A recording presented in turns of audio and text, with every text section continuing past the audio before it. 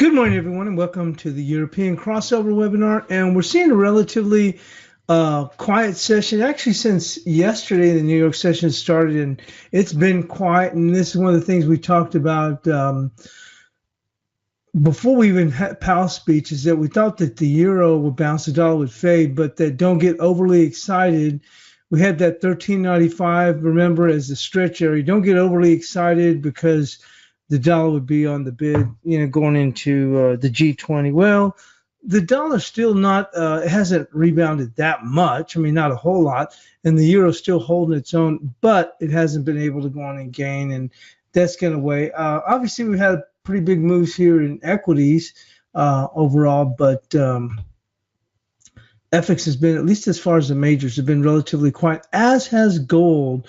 So we'll see how things move after the G20. Obviously, if it disappoints, we'll get a gap to the downside. If it disappoints, if it works out okay, a gap to the upside, although I think it would kind of work out okay.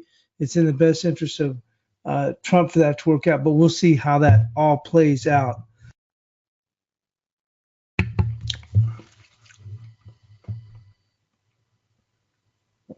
Cable is starting to slide again, and once again, we're below that key pivotal 2772 right here.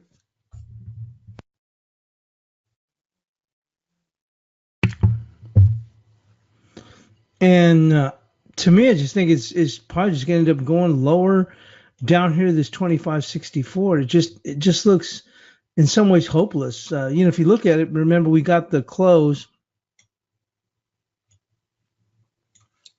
below this 2772. They came back and then they started to slide back, and here they are falling through. And boy, a lot of things look like as if it's counting quite a bit against the cable, and I don't see how it doesn't go any other direction but lower, if nothing else, just to test what kind of stops we have below. But I don't think it's a matter of testing stops. I think it just wants to push lower, and it's probably done well to even hold at this area, because it certainly looks like it has that downside drag. It just almost feels like a sense of inevitability. Dollar yen is also trading relatively quiet after its dip. We talked about this on the way here when we took out, remember earlier in the week, the 1308 area. It's actually 1308.5. We have it marked at 1309. So it worked like a pivot. And once we got going, we had this level here, but we said, no, the resistance is actually going to be 1369 here. Certainly we got there, and we've kind of dithered. After we pulled back, we kind of dithered at this level, and then we worked ourselves in. Now, same thing, quiet overall. Aussie dollar has eased back a bit. We'd actually come up here to that 73.37, but we've eased back. We just below this key 73.20 that's been in place.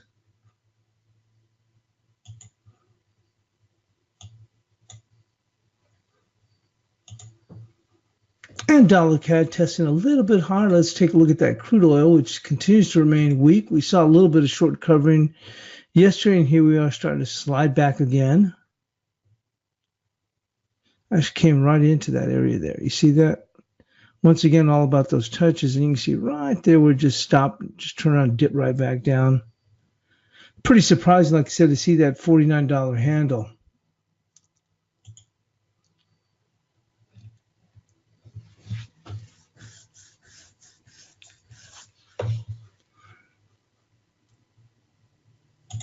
And Bunds still continue to push up. Wow, look at this. They have really continued to add on to this.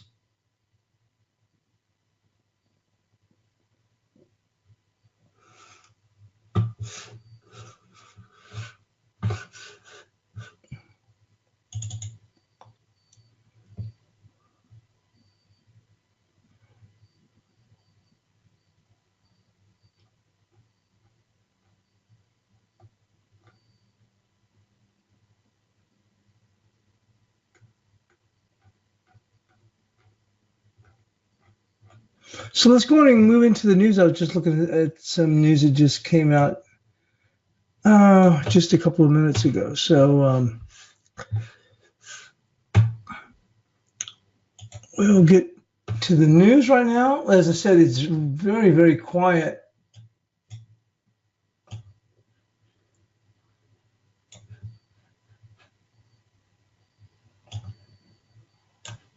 So as the Canadian dollar clings to most of the prior day's gains as oil rallies. Well, that's not necessarily the case because you can see the dollar CAD itself is continuing to move higher. So the Canadian dollar has continued to lose a little bit of its gains now. The Canadian dollar edged lower against its U.S. counterpart on Thursday, but held on to most of its gains from the day before as oil prices rallied and data showed that Canada ran a smaller than expected current account deficit in the third quarter. The price of oil, one of Canada's major exports, rose after industry sources said Russia had accepted the need to cut production, together with the OPEC ahead of its meeting next week. It does appear as if, for crude specifically, that we have found a bit of a floor, said Sean Osborne, chief currency strategist at Scotia. I think that should be positive for the CAD in the near term. Canada's current account deficit narrowed to $10.3 billion in the third quarter from the revised $16.68 billion deficit in the second quarter. Analysts had forecast a deficit of $11.5 billion, so a bit of an improvement there. The improvement reflected better prices for Canada's exports that have since melted away, says Avery Shanfield.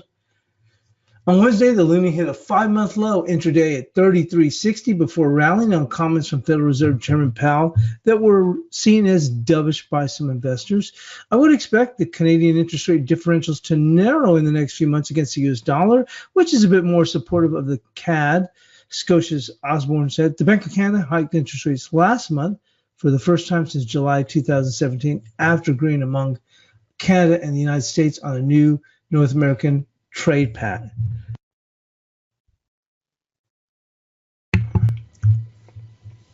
But a day before the countries are due to sign the agreement, negotiators are still thrashing out exactly what will put their names to the officials said. Australian New Zealand dollars hug hefty gains as the trade test looms. The Australian New Zealand dollars were aiming to finish the week with a sack full of gains on Friday as the markets wagered on an early into U.S. rate hikes, and though the Sino-U.S. trade relations remain a wild card. The Aussie dollar stood at 73.19, up 1.3% on the week and well above the 71.99 low. Still faces tough resistance at 73.45-63 zone. The Kiwi was 1.1% firmer at 68.64. The U.S. counterpart continued to pressure by speculation the Federal Reserve would have to limit future rates given a slowing economy and a disinflationary pulse from plunging oil prices. We just talked about that. Remember, we've been talking about that for the last few days. How are you going to be not consider and also looking forward? Well, I said some of these inflation numbers are going to be in the rearview mirror because when crude oil loses over $28, you got to know that people are going to start focusing on the impact of that to inflation, and certainly that's now what they're starting to talk about. Data on Thursday showed U.S. core inflation was surprisingly soft in October, with the smallest annual increase since February, looming ever near. However, was the planned meeting between Chinese President Xi Jinping and the U.S. President Trump at the G20 in Buenos Aires. A more conciliatory tone, or dare we say a trade war breakup, would see risk assets respond rather positively. The AUD and New Zealand dollar or other risk currencies will be in for a volatile open next week, regardless of the outcome. Australia and New Zealand are trade exposed. Open economies export heavily to China, and the currencies are used as proxies to trade tensions by investors worldwide. The Australian event calendar is also busy next week with a raft of data, including gross domestic product and a policy meeting of the RBA. Analysts forecast the economy likely grew 0.6 in September quarter, keeping the annual pace at 3.3%. While the growth has been healthy, there's only been a marginal pickup in wage growth and home prices are falling.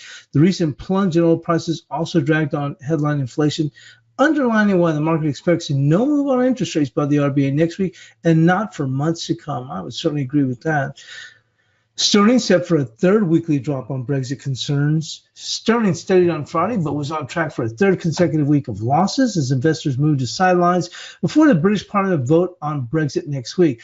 Prime Minister Theresa May said on Thursday, she focused on persuading markets lawmakers to back her divorce deal with the European Union in a December 11 vote rather than preparing a plan B. May secured an agreement with EU leaders on Sunday that will see Britain leave the bloc in March next year with continued close trade ties, but the odds look stacked against her getting it through a deeply divided British Parliament. We expect the deal to be rejected by Parliament, although we give the highest probability by far to the UK ending up with some form of a May deal and or Norway plus option.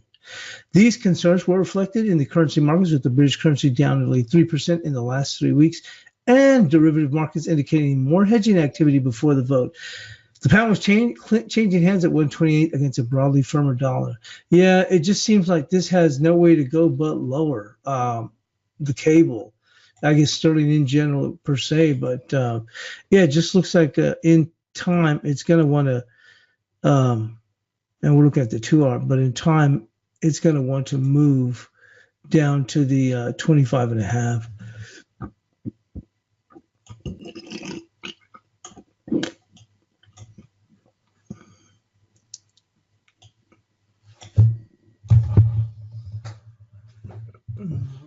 Let's see where I move my. There we go. We'll get it straightened up sooner or later.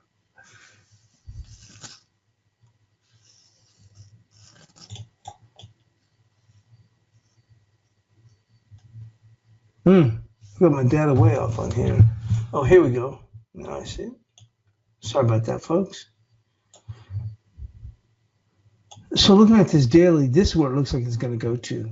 Right here, 25.5. Boy, it looks, I mean, this thing looks sick as a dog.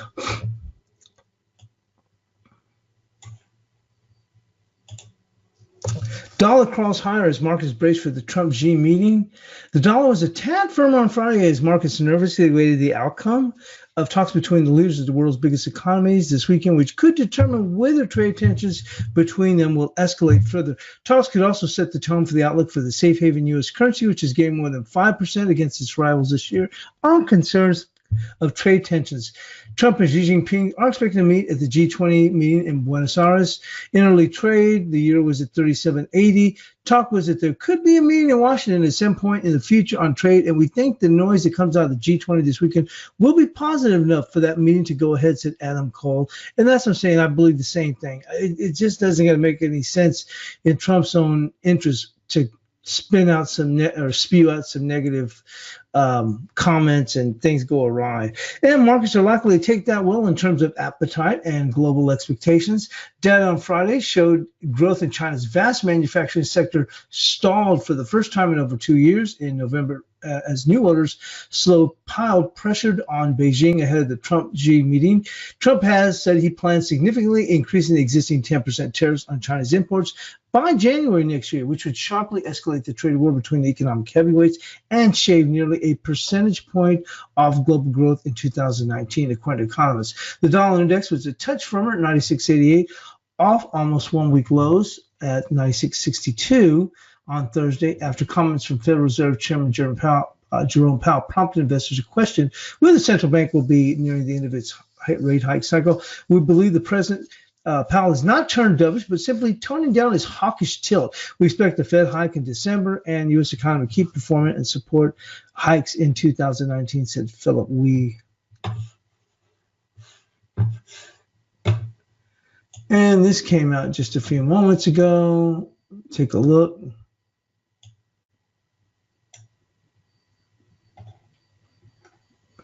Dollar firms as the continued Trump-Xi meeting gets underway. Obviously, it's pretty slow today, so we're going to kind of poke around, take our time. The discussions could also determine the direction of the U.S. currency, which has gained more than 5%. Australian dollar slipped a third to 72.99. I'm skeptical that anything more than a positive discussion or something similar will come from the meeting, which could support the dollar and push the Chinese yuan back towards the all-important safe 7 handle, said Craig Earlham, senior markets analyst at Orlando.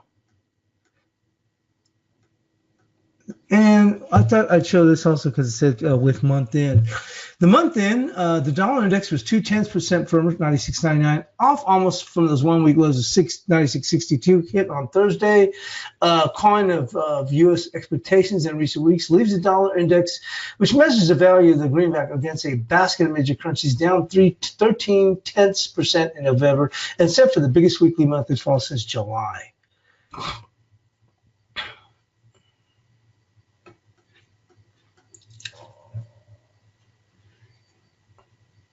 And it says interest rate traders priced in just one rate hike in 2019, according to CME's Group's Fed Watch.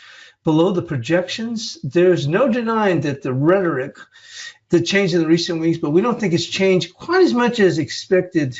Repricing and rate suggests. The bigger picture, we are constructive on the dollar. Data showed Friday on the Eurozone inflation slowed as expected in November, cementing expectations that interest rates in the single currency bloc are likely to remain on hold for some time.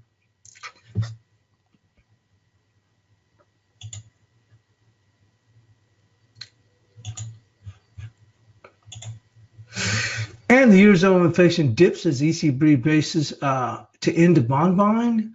Eurozone inflation slowed as expected in November, while core inflation readings were below expectations. Consumer prices in the 19 countries rose by 2% year on year on Friday after a near 6-year high of 2.2 in October. The decline matched the average expectations in the Reuters poll. Headline inflation has been at or above the ECB's target of almost 2% for months, but the bank has downplayed the risk of overshoot, arguing that underlying trends remain weak and volatile energy costs are pushing up consumer prices. Well, I don't know about the pushing up consumer prices because that's actually in the rearview mirror after a $28 fall in crude.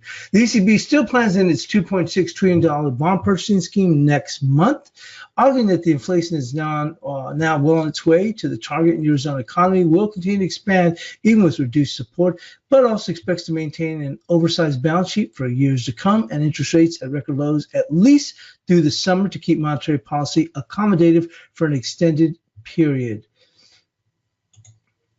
And gold prices range bound ahead of the Trump-Xi meeting. Donald Trump and Xi Jinping are expected to discuss trade on the sidelines at the G20. However, Trump sent mixed signals on Thursday about the trade deal, saying the agreement was close, but he was not sure he wanted one. Just as he left for Argentina for a meeting with President Xi, the gold market will be closely looking ahead for further cues from the G20 summit this week, said Suganda Sachdeva, president of Metals and Energy at Regular.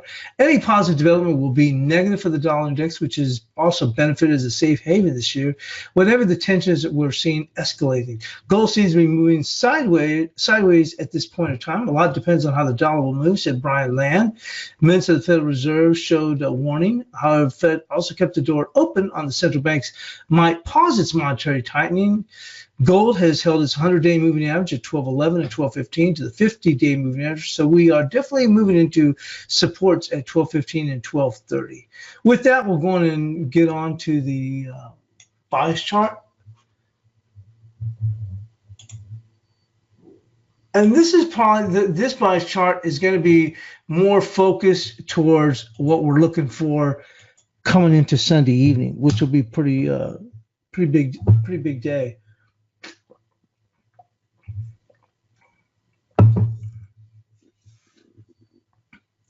We are in the month in, so it would seem like one thing you have to be a little bit concerned is that you may see the dollar jump up a little bit, but it might just be something like right here and you just get the euro to yank back.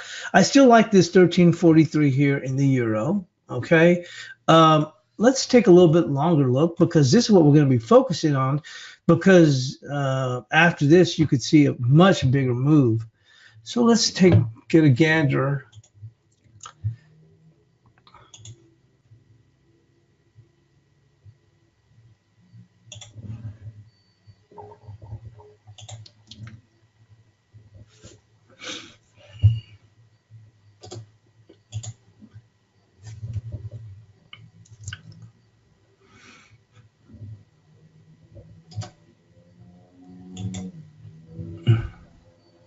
Well, we've rebounded from this area, but let's take a look. So this is where you're going to see initial resistance is right here. 1454. And really a little bit higher than that. This will be it right here. See right there? 1472. And you can see how you came back here. See how these body closes really make the big difference right here. Look, you see right there that 1471, and that's right where this bar came up, and then it just ran out of gas. Wasn't able to get above that on the closing basis. That's going to be our resistance going into this weekend. So we want to focus at.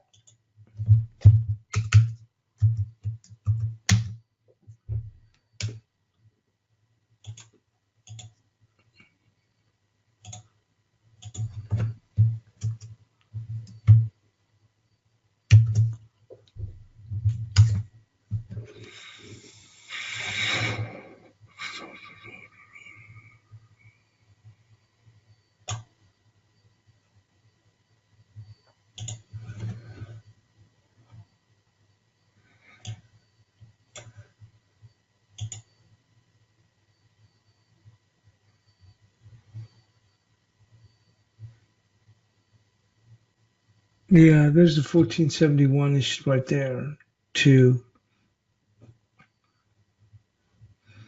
The market is a little bit excited, and so that to me that would be the little stretch area here.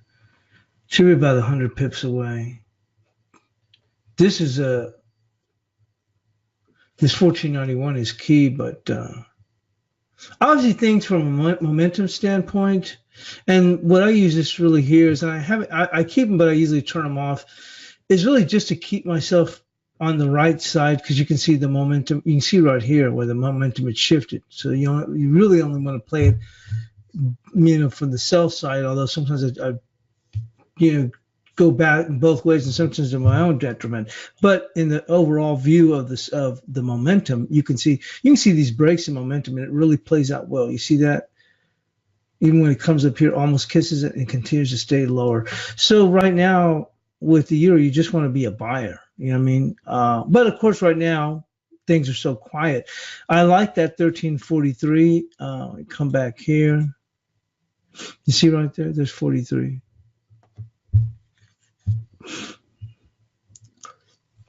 That's going into the meeting. Outside of the meeting, if the dollar, I don't think that they're going to go that route. I really don't.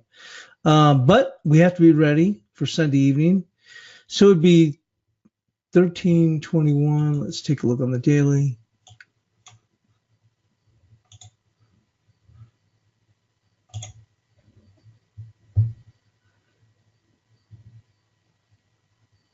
On the daily, it'd be key for them to hold.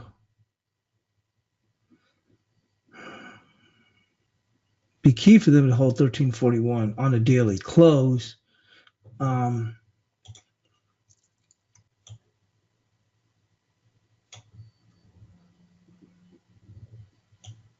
If for some reason Trump walks away with some salty comments,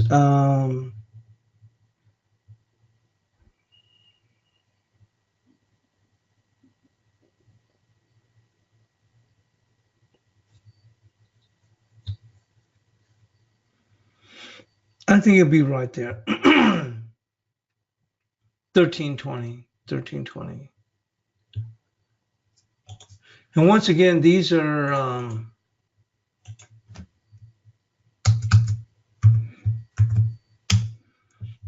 not them expect a big move, but I'm saying these are in preparation for Sunday evening.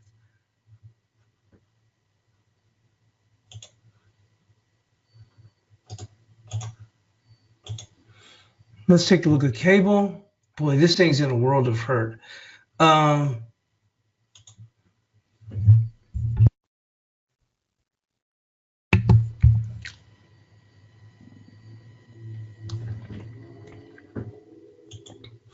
It's going to move this down to 26.78.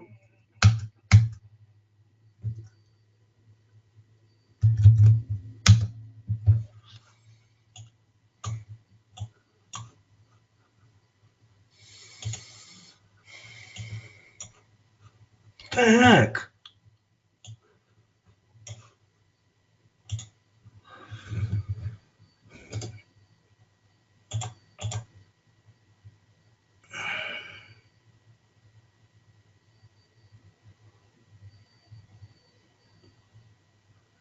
No, we'll go right there, 26.51. 26.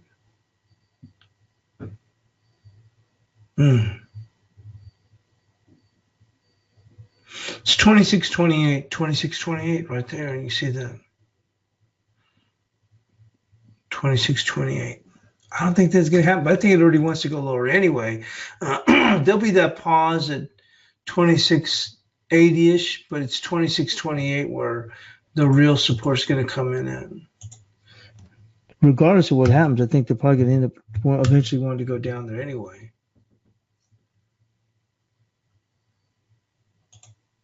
Upside,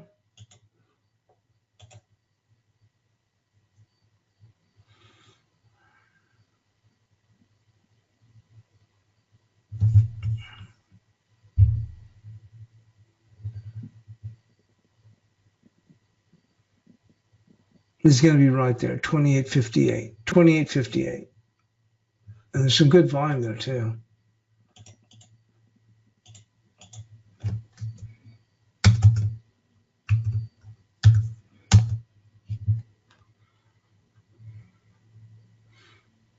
Let's now go and move into the Aussie.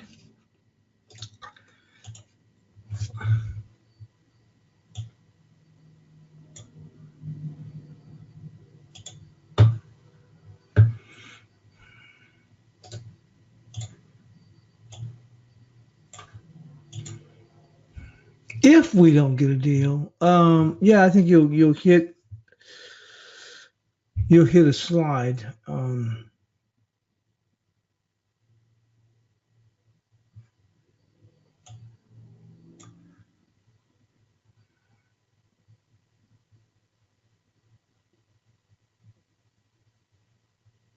I think it'll come in right there, 72.07, 72.07.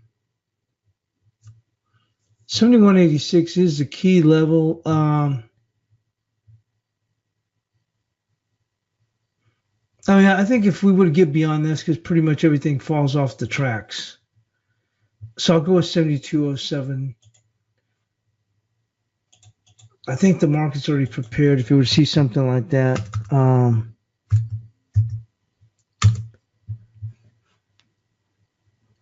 I mean, things would have to completely derail for us to really just come apart. On the upside, we'll just keep it simple. Here's 73.78. They probably stretch a little bit higher than that on some good news. Right there, 73.97.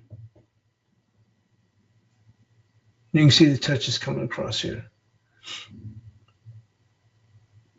Right there, 73.98. Call it 73.98.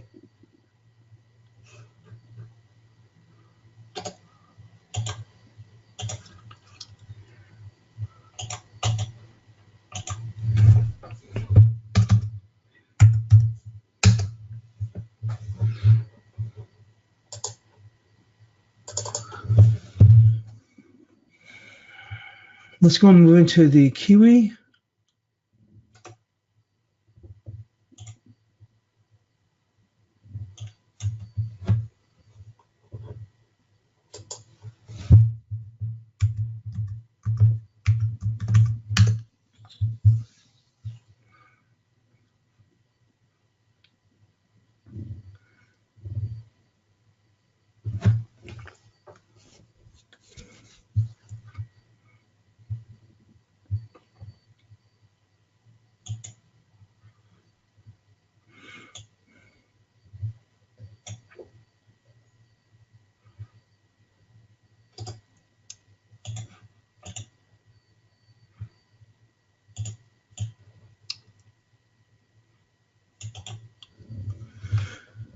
I don't think it's going to be overwhelmingly positive or anything like that. And I think that's what would require to really get this thing going. It's already had a pretty good run. I'm going to say right there, 69.37. And we'll see if I can.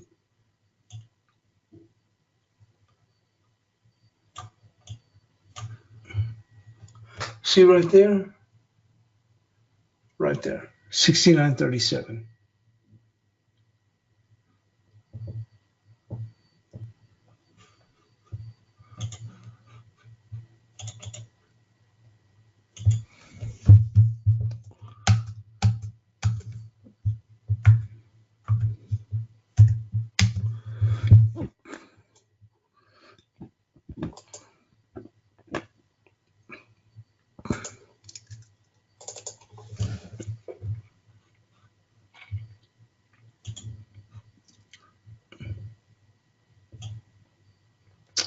On the downside, we'll split just below that, right there, 67.36.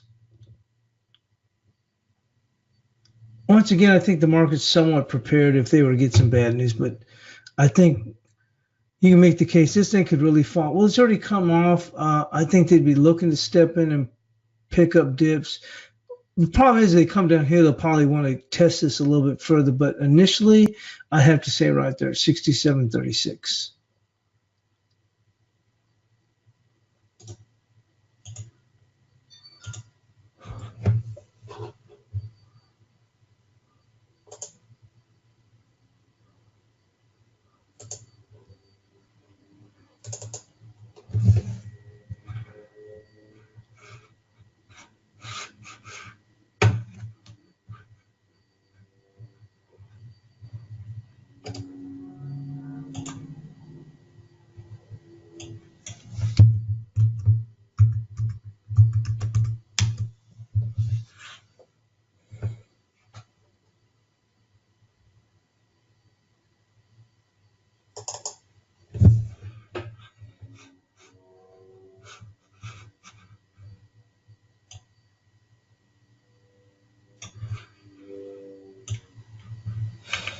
Let's go and take a look here with the dollar CAD.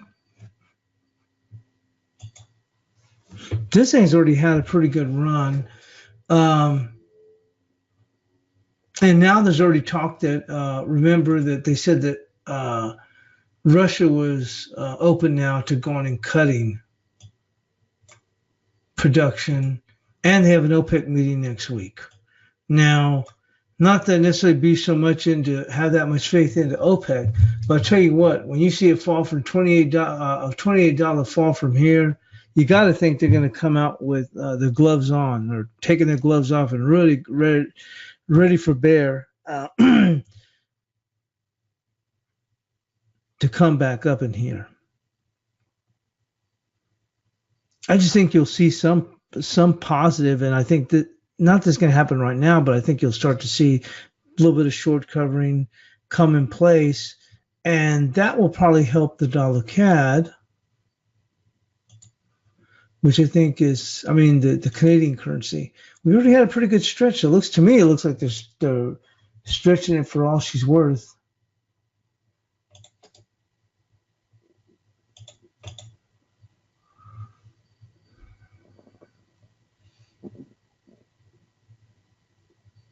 To me, it's just gonna be right there. It's already had a pretty phenomenal run. 33.58 right there. Call 33.59.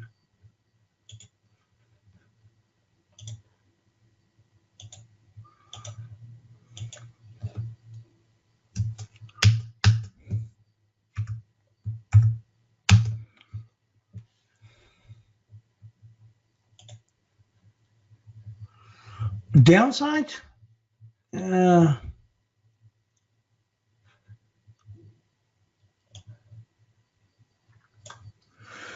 Still from a technical standpoint, this thing is still very bullish.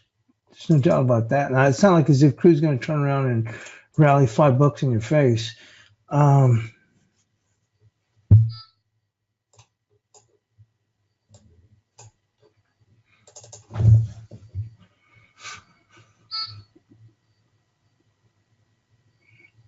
Coming right there, 32.28. Let's go right there, 32.27, 32.27. And that's an area that I think that you'd see the market go to and then do a bounce. Now, what may happen, and I think would be the case, is you make a move down to 32.27, they bounce, and then any moves back up to 32.75 would be selling opportunities, and then eventually will come down here and test this 132. But initially, 32.27. Oh, I already had that. Okay, 32.20, just leave it.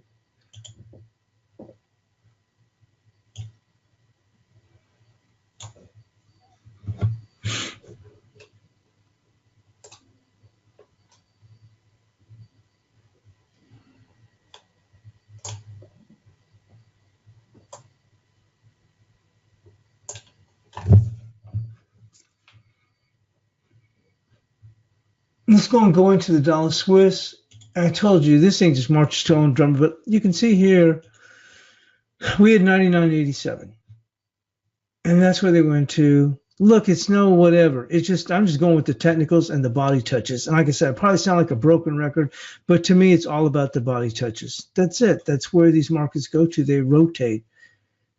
And that's all these markets do is they rotate. They rotate lower, then they rotate higher. They rotate to certain levels. And depending, and you look at the news, I'm saying you don't trade off the news, but depending on the situation, you kind of give you an idea of how far could they push and where's the next key level. And really this ties into the whole thing of then for a lot of people that like volume analysis, because obviously the most touches, that's where they're going to be the most volume. So we put 99.87 and we've had this zone in here since Moses crossed the desert.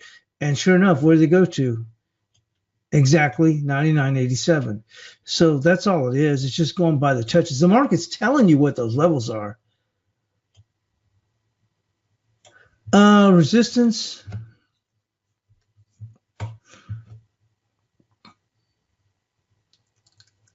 If dollar gets its legs going, and this once again, like I said, this market, this pair just marched to its own drummer. And has been marching to its own drummer since the early part of the summer. It's going to be par 18. It's not even that far away. Just don't know if you're going to see a whole lot on this. We'll give it just a little bit of a stretch right in here. I don't think it would make it up to that par 34. But you can see here, right here, and that plays in real well. See how the market, this long wick, and it comes right back up. And then that plays into here, right here. See these touches here? See how the market reacts to these body touches here? So that's how I was going off of this one. I said, well, I guess I don't think it might be part 34. Sure enough, that's where they came right back. You see here, came down, tested, came back and looked. They rallied back. Of course, now they eventually rolled over. But where they rally back to the body touches on this little, we wouldn't even call long-legged doji, medium-legged doji, but it's not even that. But you can see that's right where I went to the body touch on that. So it's going to be par 20, we'll call it par 25.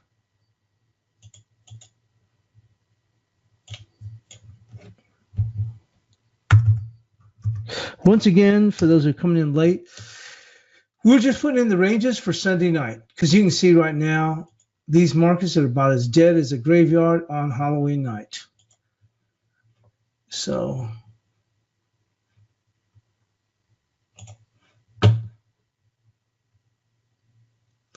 support,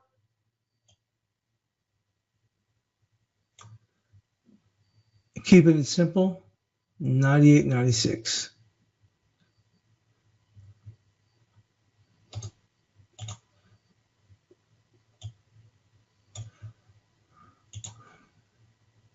Well, that's what we had, 98.96. Now let's go into the dollar yen.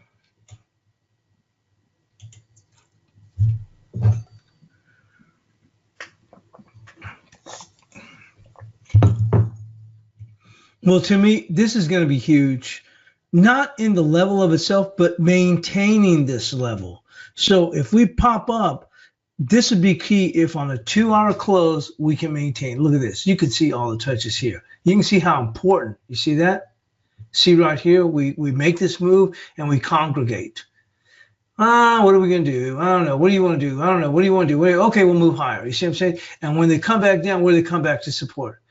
1369. Then they bounce off. They make new highs. Okay. Then they start to fall back where they find support again. 1369. Then they come back here. They have a little bit more congregation. What are we going to do? Are we going to break? Then they hold them here because it's been holding. as a triple low on this 2-hour close. You see here, here, and they take off again. And then once you lose that, you really push those stops there. You see anybody was looking at that level, have the stops, they come back, and then now that's pretty good resistance. And we come down, test it, and look where they come back and run out of gas again, 1369, and we really opened the door for this to test lower. That's why when we got above 1309, and that was this right here, when we came in on Monday, I said there's a level here, but that's not where the resistance is going to be, because if we, and remember we were talking about it at the time, a daily close above 1321. The next level was, it was going to open the door. I remember doing the analysis for the Asian analysis. It was going to open the door for a test of 114 if we could get a daily close above this 1321. That's where they would want to go to. Well, they did resolve themselves to 14, but where was the next key level? Well, it wasn't going to be this 40. That might have been a pause, and it didn't even give a pause. Look at that. It was going to be 1369. So can they get above 1369? Oh, heck yeah. But can they hold 1369 on a 2-hour close? That's will be the proving point, the proof in the pudding. So where can they go to? I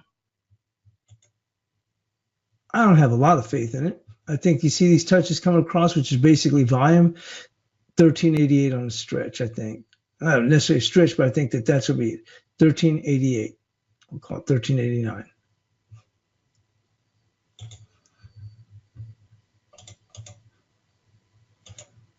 I'm going to start holding positions longer, and because these markets are so quiet, and probably pay to hold some of these positions. You come against these levels and just hold them, and then that's it. Instead of me jumping in and out like a rabbit.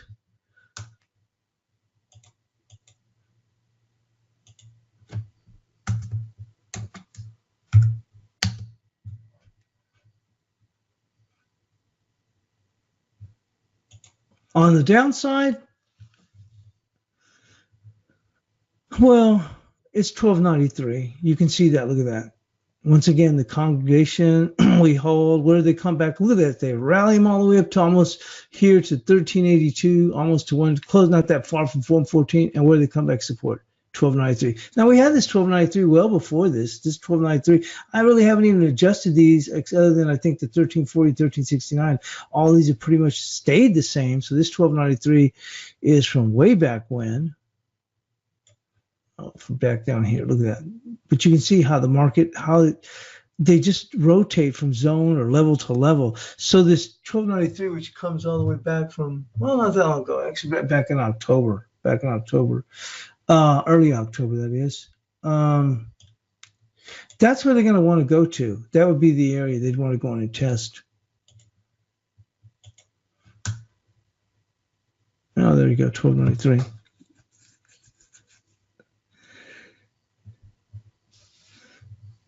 And we're clipping along right now because it's so quiet, quiet trading.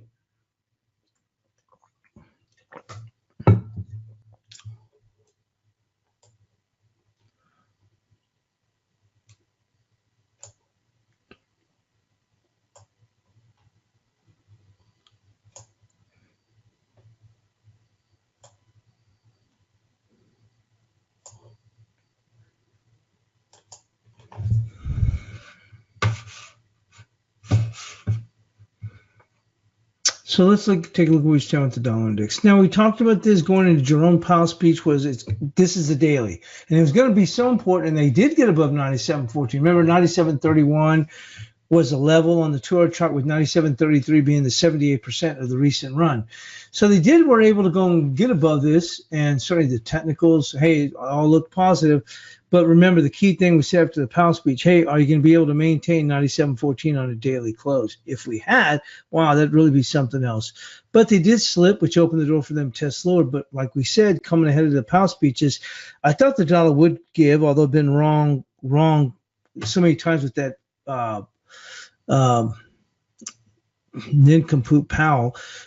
Seems crazy they just kept on staying that way. I thought after last FOMC they'd probably, make some remarks about, volatility in equities, but they didn't. And then it turns around the next day they go on and make remarks.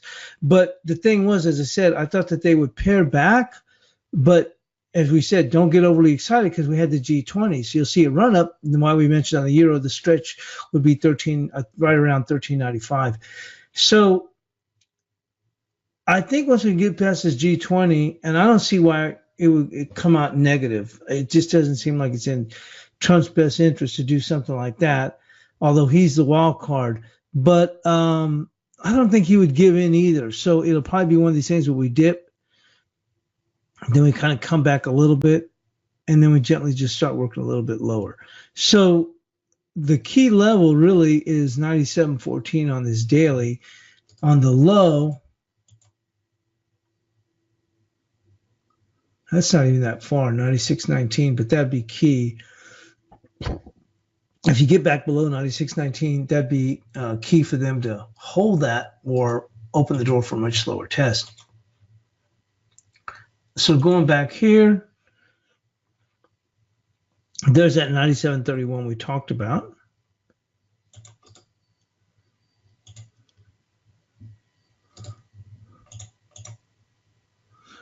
It's going to be right there, 97.37, right there.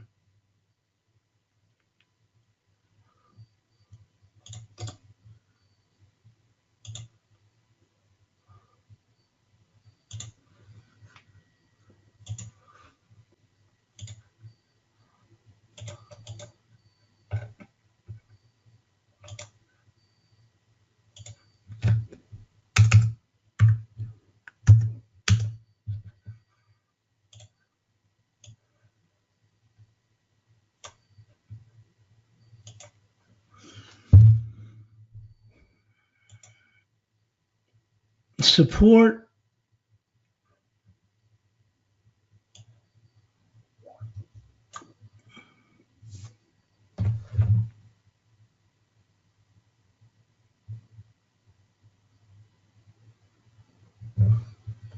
would be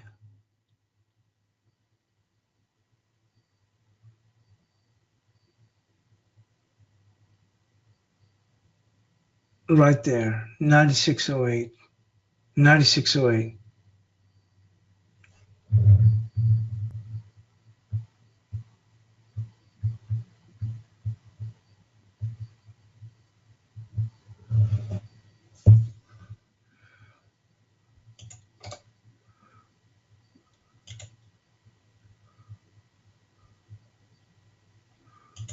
Right there.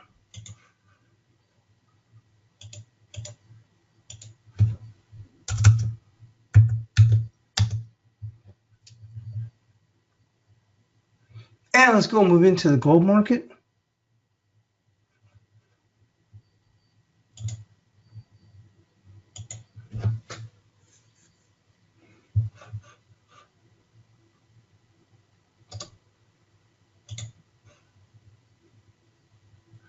Oh, what else? Quite hang on.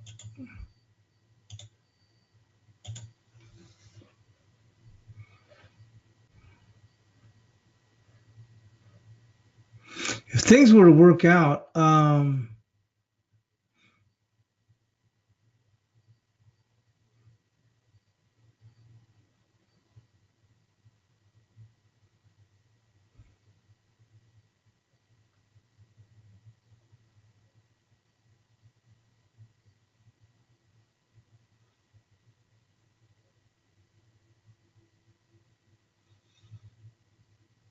for starters, it's going to be 12.41, but I wouldn't be getting in the way of this gold if things work out.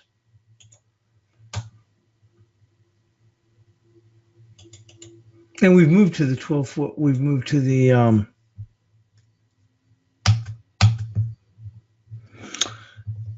that looking at the December gold, which obviously we've moved to February, but I kept the December here just for context. And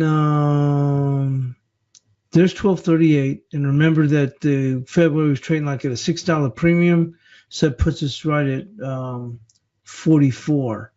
So that's what we're going to go with, 12.44 for the Feb.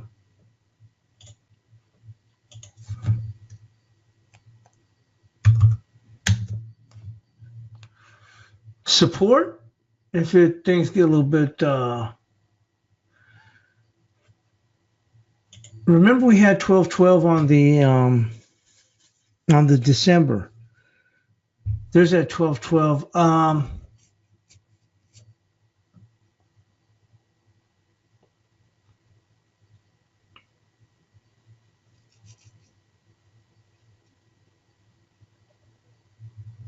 Now remember, there's your $6 premium. You see there?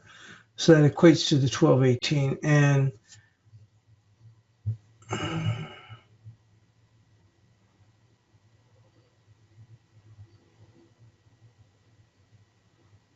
we'll just go with 1215. 1215.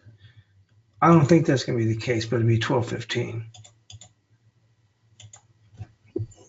And that's on February, which would equate to about 1209 in Dece. We've followed the Dece for so long.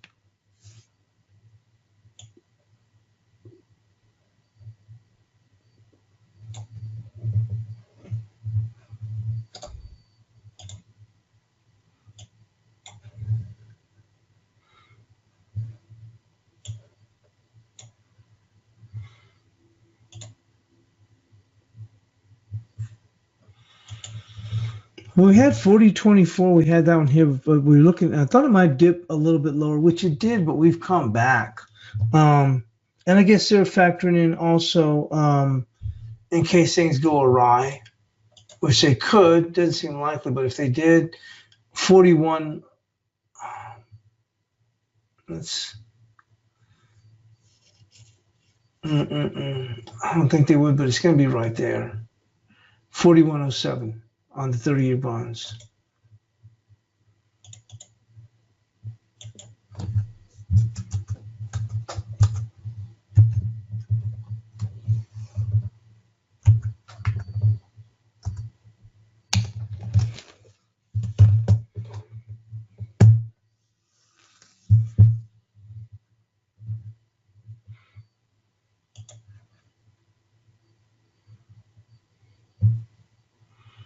Support right there at 3906. I don't think it's going to go overboard to the downside, but a stretch would be that, maybe not a stretch, but pull back 3906.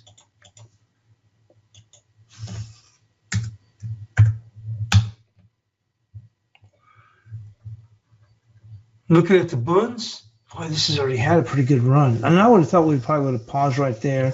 We pushed it and right there, 61, 67. You can see that.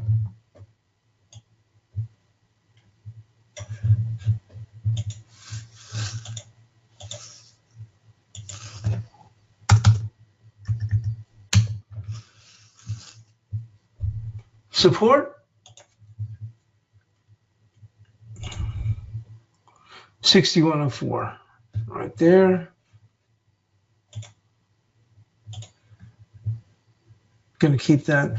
And let's go and move on to the DAX. Well, we had 11,239. Well, they made it down here to 11,204.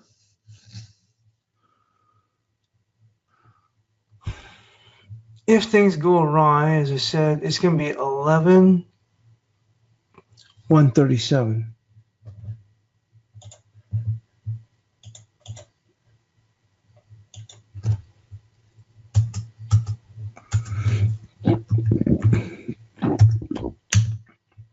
Could get worse, but at least that's where the support will come in.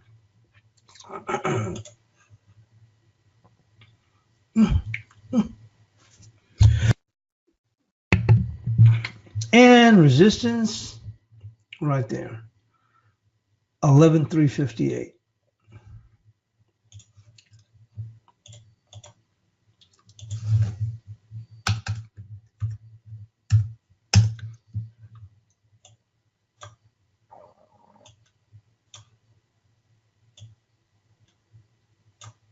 There's the bias chart, and this is going to be for as I mentioned, these bigger levels for how things play out after this whole G20. And we'll see where things go from there. It's obviously a relatively quiet session, not a whole lot of movement. Don't expect a whole lot of movement until then.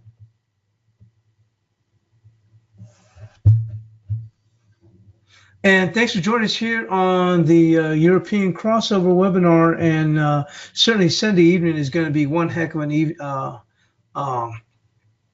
active session. We'll catch you then. And thanks for joining us, and see you in the chat room.